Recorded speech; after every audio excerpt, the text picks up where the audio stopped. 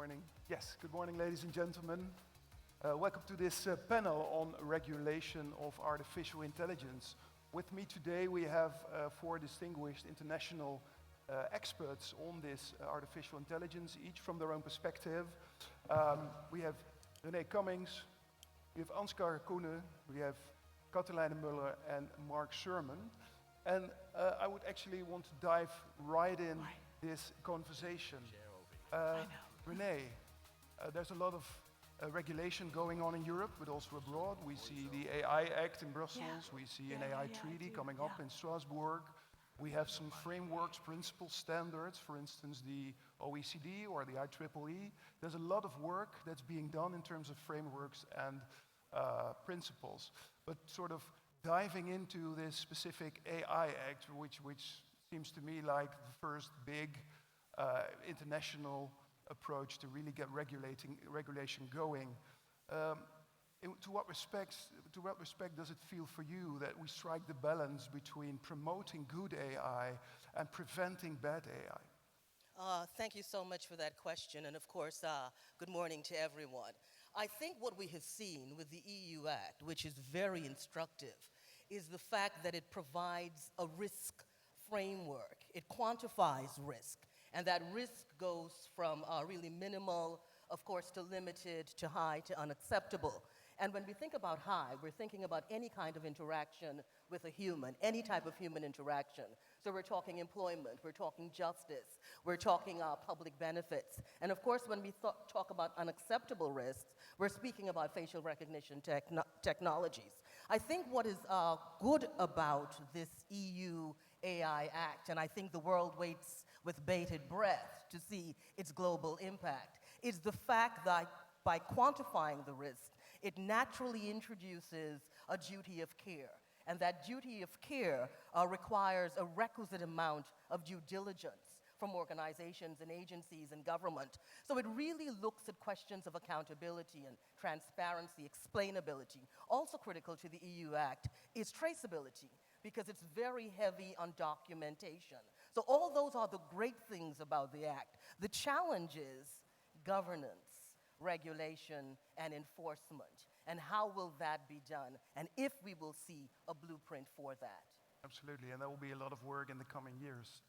Maybe switch over to Mark. Mark, from your perspective, we see now government sort of stepping into this sphere that actually used to be an ecosystem that was dominated by corporations. How do you view this intertwine or interplay between government stepping in and also corporations doing their own good things? It can be reinforcing, but it can also be sort of a hindrance. What's your perspective on that?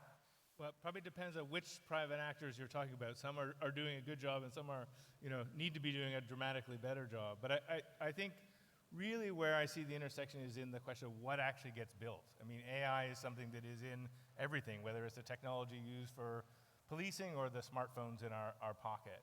And we need to actually be building things differently. So if we have everything from governance to regulation to enforcement, as René's talking about, what sits in between is, do we actually build different things? And do we actually know how to build them well, to build things that don't discriminate, to build things that are safe? If you take us back, whatever it is, 80, 90 years before we had auto safety regulation, the consensus was we needed safer cars, we needed safety equipment in cars. We have that consensus now, and we're writing the laws. The tricky piece is, how do you actually make those cars safe? We're still struggling with that question, and it took decades and decades.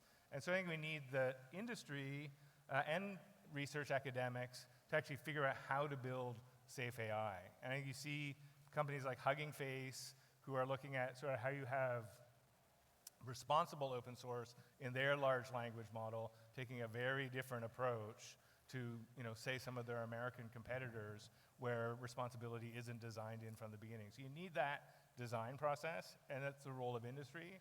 I think a role of government, in addition to regulation, is to make sure that R&D money, industrial policy money, education money, training young technologists has got responsibility at its focus as an incentive, so there's also a carrot as well as the stick of regulation. I think governments need to turn their mind to that piece quickly.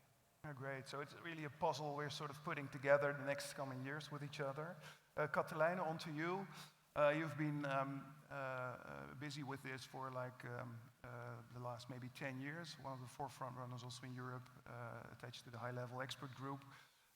If we look at the AI regulation, the AI Act in Brussels, do you feel that it will be sort of the one regulation to rule them all, or do you feel that it's only the first step and we see a lot of blanks that we have to fill in the next coming years? That's a very good question. Let me start by maybe addressing the elephant in the room.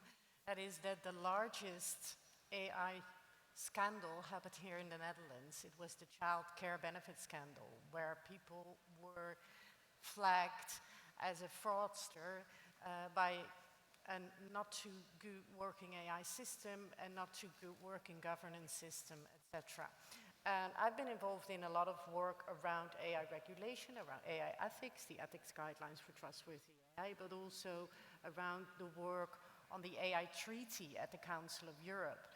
And it's a very good question, how do these things relate to each other? I think it is not that surprising that policymakers are now saying we're going to regulate this, because there's still a lot happening that we don't want, while there were already ethics guidelines in place in 2019. What these regulations are basically doing is giving you the guidelines how to abide by the rules that you had to abide by in the first place, because AI never operated in a legal lacuna, in a lawless society. You have to abide by rules. Like you said, we regulate all kinds of products, planes, medicine, that is what we regulate. Now, as to the difference, for example, between AI Act by the European Commission and the AI Treaty by the Council of Europe, might be a bit confusing, but the AI Act is really aimed as a product regulation. So it also directly applies to businesses, directly applies to governmental organizations, while the AI Treaty applies to governments. It gives the rules to governments to then transform what they agree to in the treaty into their policies and regulations at national level. There is a difference, and I think that both regulations can complement each other in that way, do complement each other in that way. Thank you. Yeah, you strike a great point, because what we see is that artificial intelligence is not falling into a sort of a legal vacuum. We already have the GDPR, and maybe a lot of high-risk artificial intelligence we develop are already using personal data, so there is some protection already there. And we also see that it's currently quite difficult for organizations sort of to mix that all together. We have the horizontal frameworks, we have also these sectoral frameworks. And I think that will be my question for Ansgar, as you being sort of also looking at from a more practical perspective with your clients, looking at how to sort of put this puzzle together inside an organization and make sure we get the compliance going, but also get the ethics going. How do you feel? And we also see that if we look at the AI Act, it is not done when maybe last of next year, December next year, it will be sort of put into place. After that, we have the discussions on standardization. There will be a discussion on sectors, there will be a discussion on product categories. So how, in your perspective, does this horizontal part and sectoral part sort of come together in the future? Sure, I think that comes to some of the important questions around when we're thinking about the actual implementation side of putting the new regulation or any new regulation into practice, and how do we make sure that it then lives up to the expectations that the public has. You know, we put out a new piece of legislation, it states that you need to be achieving certain things, but how do you actually go about achieving those? If we think about the GDPR, for instance, a lot of concerns that people have had about how the GDPR is failing to live up to some of its promise is around the question about how do we actually do the implementation. And so standards, technical standards that are basically developed by the technical community that has insights in how these technologies work. And as such, they tend to be dominated by industry players. They are open for others to participate, but there are practical challenges for civil society to engage with this, and that is a concern. But these technical standards need to come into play. The AI Act is being drafted in a way that it is going to reference harmonized standards, so specific technical standards that will have been reviewed by the Commission and identified as, if you can show that you're compliant with implementing this standard, then we will assume that you are compliant with what the regulation is asking you to do. But getting a harmonized standard into existence takes time. So we're going to have a challenging transitional period between when the regulation has been sufficiently formulated so that we know what they'll be asking for, and the time when the technical community can actually deliver these standards. One way that they're looking to address this is by looking at standards that are already being developed, be it at the international level through the ISO IEC process, or be it through IEEE or other standards communities, to try and say, okay, this standard actually, when the AI Act asks for a risk management framework, this standard that ISO is developing covers much of that. So we need to just do an assessment what kind of modifications or might be needed in order to import it into the European framework. All of these things require strong input, and they require also a broader societal input, and this is a challenge that we have in the standards community. How do we get these? As far as the verticals is concerned, you will be able to say, I'm using this particular vertical standard that applies to my space, as long as the Commission has identified this one is an appropriate one for addressing the issues that the horizontal regulation has required. So there might be some domains where we will be able to point to standards earlier than others because their vertical standards already existed. Thanks. So, well, the conclusion would be we're not ready when the regulation is done. I think that's a big one. It feels also that there's a lot of work that has to be done. And for a part, I think, René, you said you were sort of positive about that. There has to be some extra work that being done that will be extra helpful. Were there things in the talks of the colleagues you heard that struck you most? Thank you. I think Mark spoke about how is this going to impact what we're going to build, and Ansgar just spoke about expectations, and that's the reality. AI has extraordinary power to transform the world, but it also has extraordinary power to hurt the world. And the challenge is this: it's a powerful technology, but it creates certain privileges that are often denied to certain groups. So the challenge is, while we have a risk management approach, does it naturally, organically secure a rights-based approach? And that's what people are interested in. This technology is powerful, but it also has the opportunity to further marginalize and victimize the vulnerable and persons who've already been disenfranchised. So what we want to know is if this ethical approach, and we have, you would know, hundreds of frameworks that are out there, and whether or not this act is really going to stretch the imagination of AI to include those rights and that understanding that justice and due process critical to all. Is it going to ensure that access is not denied? Is it going to ensure that all groups have equal opportunity? So it's about equity, it's about justice, it's about diversity, it's about inclusion. Is an act going to do that?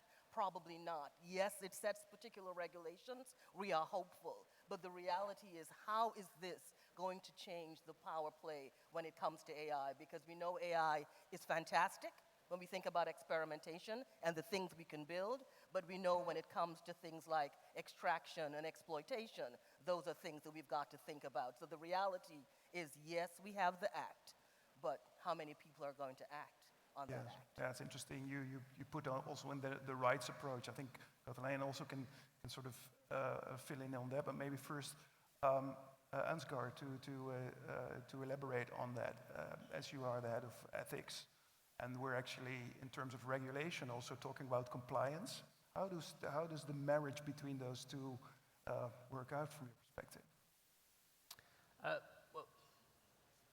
Many organizations are starting to think about the need that they need to have a clear governance framework in place around AI, and they're starting to identify that AI actually doesn't simply drop into the existing software governance framework, because it does bring new challenges to it, from the way in which it's being developed, the fact that often it doesn't really involve the same kinds of teams, but also more importantly, it doesn't involve the same kind of hierarchical structure of oversight over how something is being developed in an organization. But then also, very much to the point that Renee just made, around the kinds of tools that you're generating with AI, that you're addressing new types of services that bring with them new challenges around how are you going to, are you actually being responsible with using that? That needs to be captured in the good governance frameworks. I think one point I wanted to pick up on also from, partially from what Catalina was talking about, is we do need to be thinking about how this European regulation sits in an international framework. Because so many of the organizations that are building AI systems operate at the global level, and also AI gets a lot of its, most of its power if it can operate at scale. And so we need to be thinking about how does the AI regulation in Europe interact with where the US is going, where other things are going, and linking to other things like the Council of Europe's work, which is broader than the EU, and also what the UN is doing, for instance, in this space. And that's one of the reasons why, for instance, in the standards community, wherever possible, the preference is to look at the international standards and say, if an international standard can be used to be showing compliance with the EU AI Act, then that would be the best way to go, because then that is something that others will also be looking to use for compliance with their piece of regulation. Great. Mark, we can talk about this, and obviously I think for everyone it will be great if everything comes together like seamlessly, and we all know what we do, but being compliant doesn't mean doing good. So there is a link obviously there, and we as regulators hope that by being regulated and by being compliant, we end up with good end results. But we obviously also have people who need to do the good things. Can you reflect on that? Yeah, I mean, I think you talked about a period of transition. I think this is a constant period of transition. I mean, I think that we need to build a regulatory framework, but then also rebuild the tech industry in a way that is adaptive as this technology adapts itself, because by design, machine learning is a thing that learns and grows, but also our social relations, the power relations, all these things are changing as the technologies evolve. So I think we need a good regulatory framework that is guardrails, and that hopefully can be durable in some ways. But I think we need other systems that are human and adaptive to make sure we're actually living up to our aspiration. And so, one of those things you think about, who's actually building the technology, and how are they funded, and how are they incented, to get to the question of who's actually going to create technology that shifts the power dynamics as opposed to reinforcing the power dynamics we have in our society. And that means having different people building the technology, looking at the education system and who's actually getting computer science education, looking at things like Horizon funding, and that doesn't really lend itself to interdisciplinary research, and connecting those dots so that different technology can be developed. So you need that, and then I think also questions of redress we really haven't tackled yet effectively, and that will take time. But even if you look at the current conversation around liability that is happening around the Act, we're talking about potentially significant collective harms, and even in the case of individual harms, individuals who don't have the power or wherewithal to protect themselves even if liability exists. And so having the ability for there to be collective redress, things like class action representation. So those are all about building the human mechanics into the broader legal and financing framework, and that's how you change the industry, and that's how you change society. So Catalina, I think for people in the audience, it can be quite overwhelming if you maybe are one of the persons here who sort of hear this from the first, or sort of feel a bit of the in-depth thing. What would you sort of tell the audience if they say, well, I want to do good, because I haven't met yet developers who are sort of really screwing things up. But lots of people are actually just wanting to do good here in the audience. But there is a load of work that has been done. What would you say to them? I think it's good for people because all these conversations happen at a high level. We talk about we need to make sure that our fundamental rights are protected and our human rights are protected. I think it's good for people to understand what is actually meant by that.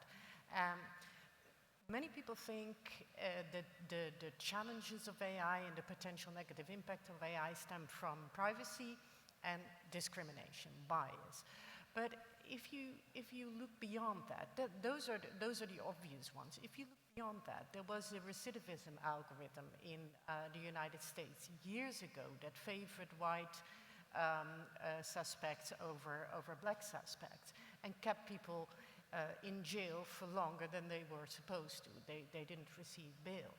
If you look at our human rights, that is in conflict with the right to a fair trial. It might even be in conflict with the right to a reasonable suspicion, because the people were not kept in jail because of their own merit, if you will, but because they shared characteristics with others. That is one example. We have the example of demonstrators in, I think, China, trying to, with laser beams, trying to corrupt the facial recognition cameras. If you think about that, they were affected in their right to demonstration. We might become more hesitant to partake in peaceful demonstrations. We know that we can always be identified, that we can always be flagged. If you look at the Dutch childcare scandal, the Dutch government has never been allowed to discriminate. It has never been allowed to do that, but that happened. The Dutch government has to be clear and transparent about why decisions are being made about people, but it didn't. So these are some actual examples of other fundamental rights that we have as a society that can be impacted, and that, I hope, makes it more tangible and maybe more understandable. And if you want to work on it, and if you should keep on working on this wonderful technology, but you should keep let's say, more of an ethical mindset. The question was also, where do ethics and regulation, I get the question, is there still room for ethics once we have the rules in place? Of course there is. Ethics is a basis for regulation. It can be a precursor for regulation that the world wasn't ready for yet, as happened with the AI Act, in fact. It can help you go the extra mile and not sticking to the bare minimum of the rules, but it also helps you to keep asking question zero.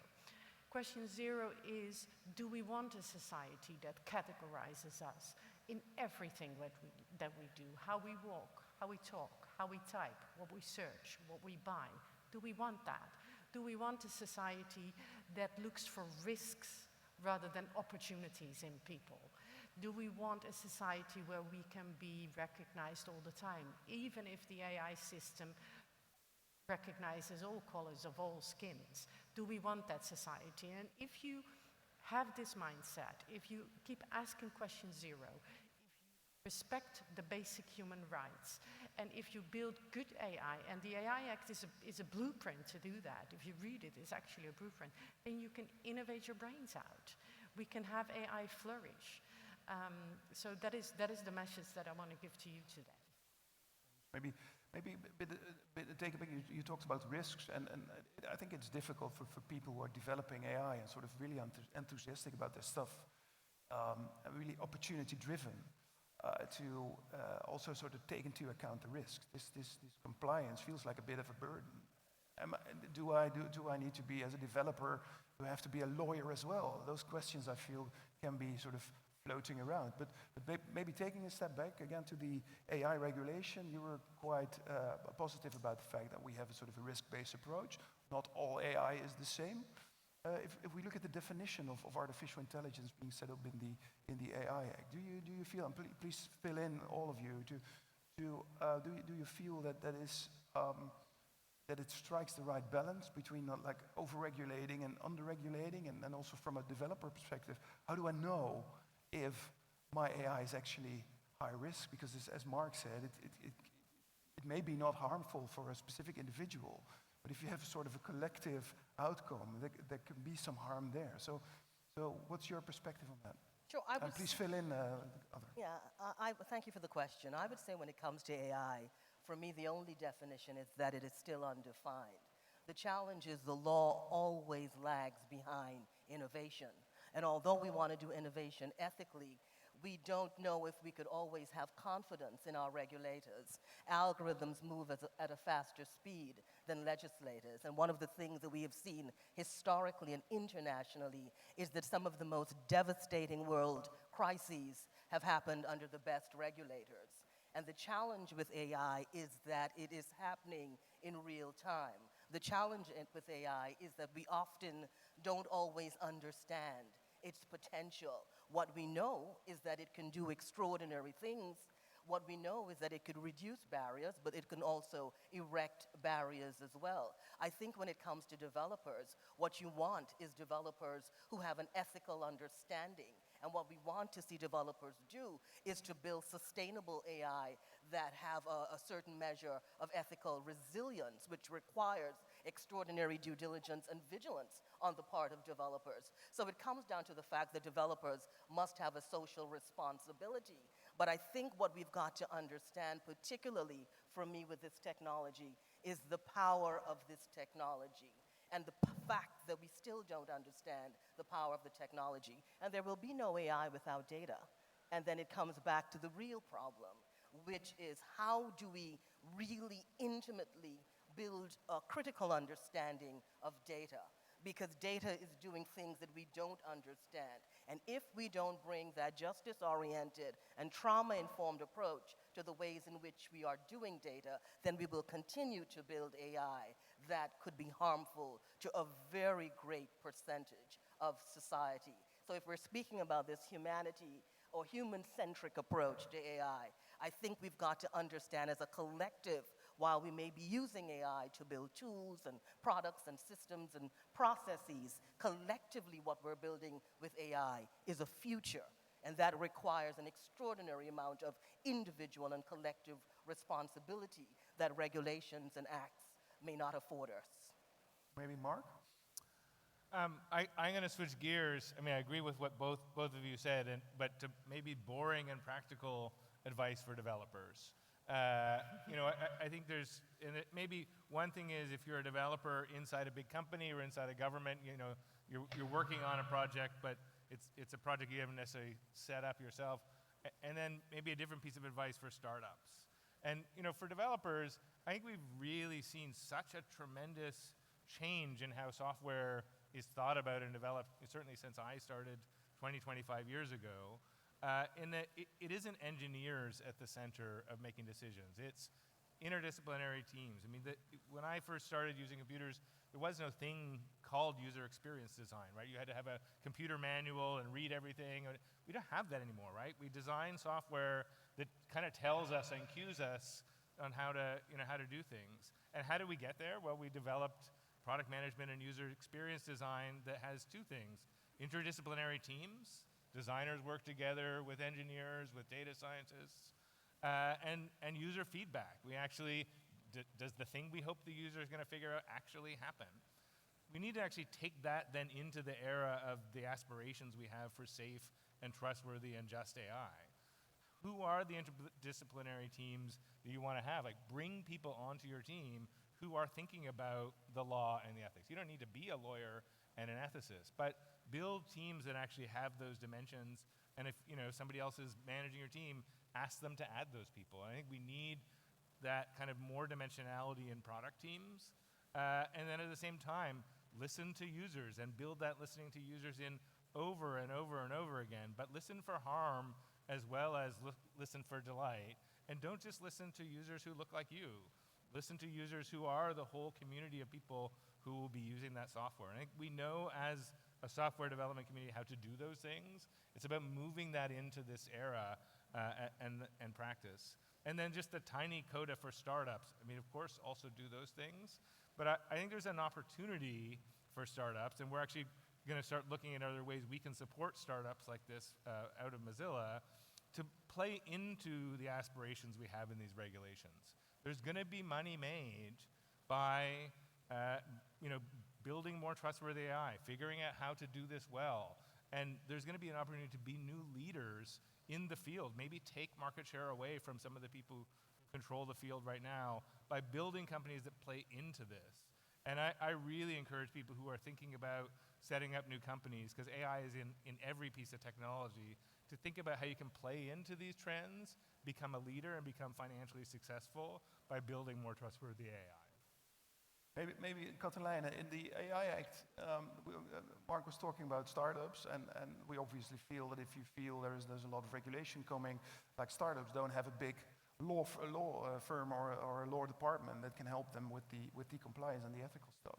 In the AI Act, we see the regulated sandboxes as a means for small and medium enterprises and maybe also startups to put their AI model in there and sort of help them in getting towards this compliance and getting towards this regulating. What's your take on that in terms of, is that First helpful? of all, I want to applaud what you just said. I think there's a lot of opportunity also in this, and the multidisciplinary or interdisciplinary teams is something that we have been promoting for a very, very long time. You even need the men and women on the phones that answer the questions of citizens. Why was I flagged as something? Why didn't I get my loan?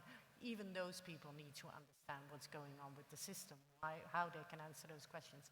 To answer your question, I think we need, I have to be honest, the AI Act is not an easy act. I have a legal background and it's quite a difficult thing. So we need ways to help the smaller companies, the startups, the micro enterprises to work with the thing. And I think there's a role, a huge role maybe even for government there. There need to be incentives to help the startup scene. There need to be incentives to help the SMEs to abide by the rules. If you want to set the rules and you make them as complex as they are right now because the technology is complex, you also have to help the smaller organizations make sure that they can live up to the rules. So I think that there also needs to be an incentive structure there. But I also really like the opportunity to dive into the AI Act and see where you can maybe build a company out of it. That is wonderful. Great, thanks. So we're running out of time. Wrapping up, all of you, if you would give one tip to persons in the audience, that would be developers, policymakers, lawyers, what would it be, Ansgar? Your tip of the week. I would say, think about the implications of what you're doing, not just from what it is that you wanted to achieve, but also what are the potential other implications that it might have. These are core to the question about what kind of risks do I actually bring? And that is going to, amongst other things, determine what kind of regulatory obligations you're going to have in the future. So don't put that off until later. We need to be building this nice thing first. Think about what it is that where you're actually going. The use case defines the risk level and defines the future regulatory obligations that you're going to have. Thanks. Katelijne. I wasn't expecting to be here. Or should I? No. First of all, I fully agree. Think of that. I have a sort of a catchphrase that I've been coining since the very beginning, and that is what I call human in command. Keep a human in command look towards AI. And that doesn't just mean that we are in control of the systems and we always have to be able to press some sort of button. Human in command means that it is us who decide what we build, what we use, how we use it, if we use it, if we want to use it, if we want it to change the world the way that it will change the world. I call this human in command. If there's anything you remember from this panel today, remember that, please. Thanks, Mark. I mean, I guess I'll just build on maybe not a piece of advice, but an encouragement, which is to think big and know that you can actually seize this opportunity. I mean, you think about Firefox as an example. Here's one of the early responsible tech products, and it was created to take on Microsoft and open the web up again. And it was 4 or 5 people and an open source community around the world that got it off the ground. Like, you can be the people who start the company, start the open source project, start the process, start the nonprofit that actually shift the dynamics. And so just know that that could be you. It doesn't have to be somebody else. And if you do that and you're successful, make sure to open source everything you do. Renee, we started off with you, we end off with you. Fantastic. I would say invite yourself to the party.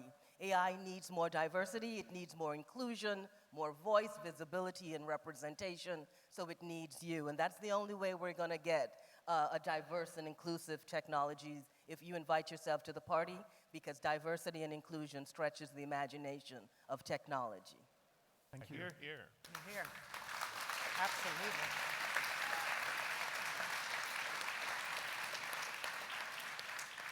Well, what can I add to that? We wrap up this panel with this distinguished panelist. I thank you very much for listening. I hope you learned something today. Please embrace this new regulation and make sure you keep doing the right thing. A last warm applause for the panelists, and thank you very much. Thank you very much. Thank you, Michael. Thank you. Thank you very much, and thank you to our panel. Very strong final message there on diversity and inclusion in AI. Now, we are heading into the break. I know a lot of you are thirsty for some refreshments. We just want to remind you of some of the workshops that are taking place from now through this afternoon. You can check them all on the app. You can switch streams as you wish. A quick reminder, some of the workshops that are taking place. Deploying pre-built, pre-integrated AI and ML models with industry-specific data sets is hosted by Accenture in the White Box workshop space just next door. On the first floor of Building 43, we have presentation sessions, creating a livable, clean, and safe public space with AI with the City of Amsterdam CTO office. Workshop 1, AI skills capacity building opportunities in Africa with the AI review. Workshop 2 will be fostering gender-inclusive environments for female adolescents with Bloomed Foundation. Workshop 3, a revolution with equity-free funding with Funding Box. Do head over to those workshops after the break, grab yourselves a coffee, and we will see you back in here at 12:05 p.m. Thank you.